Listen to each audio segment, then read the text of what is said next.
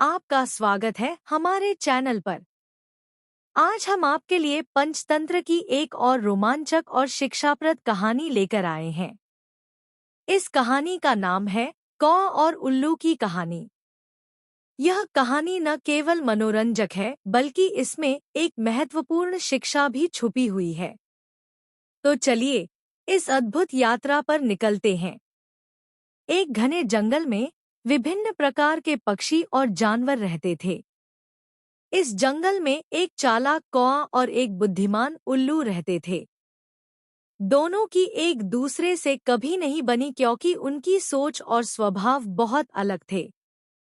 कौआ हमेशा सोचता था कि वह सबसे चालाक है और उसे उल्लू को सबक सिखाना चाहिए।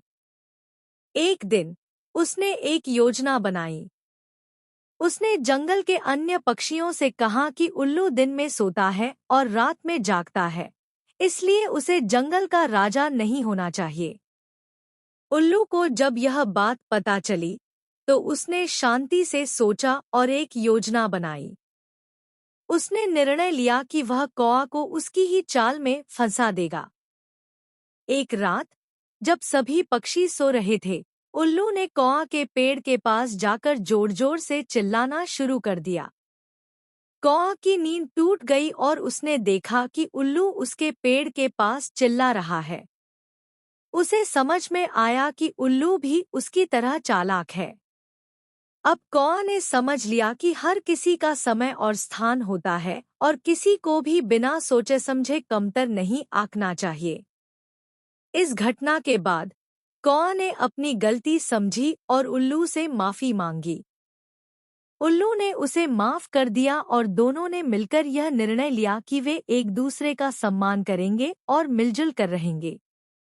इस कहानी से हमें यह शिक्षा मिलती है कि हमें किसी को भी कमतर नहीं आंकना चाहिए और एक दूसरे का सम्मान करना चाहिए। हर किसी का अपना समय और स्थान होता है और हमें दूसरों की विशेषताओं का सम्मान करना चाहिए।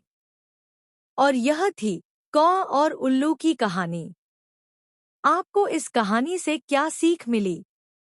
कृपया हमें टिप्पणी में बताएं। इसे लाइक, शेयर और सब्सक्राइब करना न भूलें, जिससे आप हमारी अन्य रोमांचक और शिक्षाप्रद कहानियों का आनंद ले सकें।